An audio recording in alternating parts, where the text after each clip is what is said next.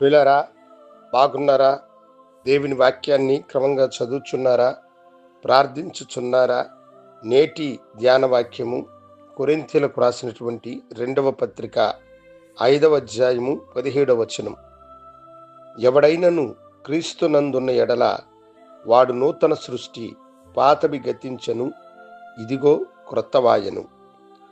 నూతన సంవత్సరము మనకు ప్రవేశించి వేగముగా అది పరుగెత్తుతూ ఉన్నది. అప్పటికే దాదాపు అనేకమైన దినములు ముందుకి కొనసాగినాయి. ఈ దినము ప్రభు మనతో చెప్పేటువంటి మాట ఏమిటంటే, ఎవడైనను క్రీస్తునందున్న ఎడల వాడు నూతన సృష్టి, పాతవి గతించెను, ఇవిగో క్రొత్తవాయెను అని. మనుషులు నూతనమైన సంవత్సరము మీద అనేకమైన ఆశలు, విశ్వాసము కలిగిన వారమై ఉంటూ ఉంటాం. నూతనమైనటువంటి వాగ్దానం ఉండాలి, నూతన వస్త్రములు ఉండాలి, నూతన ఆశలు, నూతనమైనటువంటి ఎదురుచూపు అన్నీ నూతనముగానే ఉంటూ ఉంటాయి. అయితే ఈ భూమి మీద నూతనమైనది ఏది కూడా ఉండదు అని మహాజ్ఞాని అయినటువంటి సొలొమోను తన ప్రసంగి గ్రంథంలో తెలియచేస్తాడు. అయితే మన జీవితంలో ఉండవలసిన నూతనత్వము ఏమిటనగా, ఎవడైనను క్రీస్తునందున ఎడల వాడే నూతన సృష్టి, పాతవి గతించెను, ఇదిగో క్రొత్తవాయెను అని అంటున్నాడు.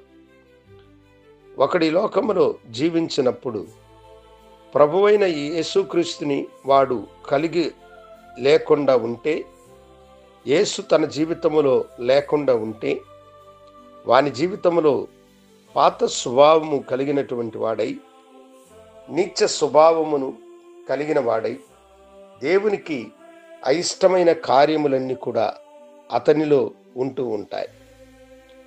వాడు క్రీస్తుని కలిగినట్లయితే, క్రీస్తుని ధరించినప్పుడు వాడు నూతనమైన సృష్టిగా మారుతాడు. దానినే యోహాను సువార్తలో నికోదేముతో మాట్లాడేటప్పుడు ప్రభువైన యేసు అంటాడు, ఒకడు నూతనముగా జన్మించాలి అని ఆయనతో చెబుతాడు. అప్పుడు ఆ యొక్క నికోదేము ప్రభును చూసి, మరలా నేను తల్లి గర్భంలోనికి వెళ్ళి పుట్టాలనా అని అంటాడు. అప్పుడు యేసు వానితో చెబుతాడు, ఒకడు నీటి మూలముగాను ఆత్మ మూలముగా జన్మించకపోతే వాడు దేవుని రాజ్యములో ప్రవేశించడు అని.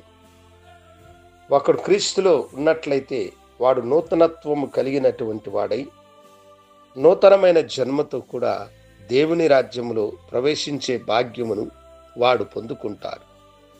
అపోస్తలుడైన పౌలు జీవితాన్ని మనం చూసినప్పుడు, ఆయన సౌలుగా ఉన్నప్పుడు దేవునికి ఇష్టము లేనటువంటి వాడుగా, ధర్మశాస్త్రమును ప్రేమించి యేసుని విశ్వసించిన వారిని హింసించి శ్రమపెట్టి చంపినటువంటి దుర్మార్గుడుగా ఉన్నాడు. అయితే యేసుని అంగీకరించినప్పుడు అతని జీవితము నూతనముగా మార్చబడి, సౌలైన అతడు పౌలుగా మార్చబడినటువంటి వాడై, ప్రభు యొక్క సువార్తను చాటించడం మాత్రమే కాకుండా, తాను హింసించిన, తాను శ్రమ పెట్టినటువంటి వారందరి పట్ల ప్రేమ కలిగి జీవించి వారి కొరకు తన ప్రాణమును సహిత అర్పించడానికి ముందుకి వచ్చాడు. అతని ఎరిగిన వారందరూ కూడా ఆశ్చర్యపడినట్లుగా అతని ప్రవర్తనలో మార్పు కలిగింది. నీవు ఇంకా పాత జీవితాన్ని కలిగి ఉన్నావా? యేసుని నీ సొంత రక్షణగా అంగీకరించలేదా? నీ కొరకు కల్వరి శిలువలో మరణించి తిరిగి లేచిన యేసు నీకు నూతన జీవాన్ని ఇవ్వడానికినే ఈ లోకానికి వచ్చినాడు. నీ జీవితంలో పాత సంవత్సరము కాదు మారవలసింది, నీ బ్రతుకు. ఆ బ్రతుకుని మార్చుకొని దేవునికి ఇష్టమైన బిడ్డగా నీవు మారు. ప్రార్థించుకుందాం. గొప్ప తండ్రి, పాతవి వదిలి క్రొత్తగా జన్మించిన నీ బిడ్డలను మీరు అంగీకరించి ఆశీర్వదించమని యేసు నామమున అడిగి వేడుకొంచున్నాము తండ్రి. ఆమేన్.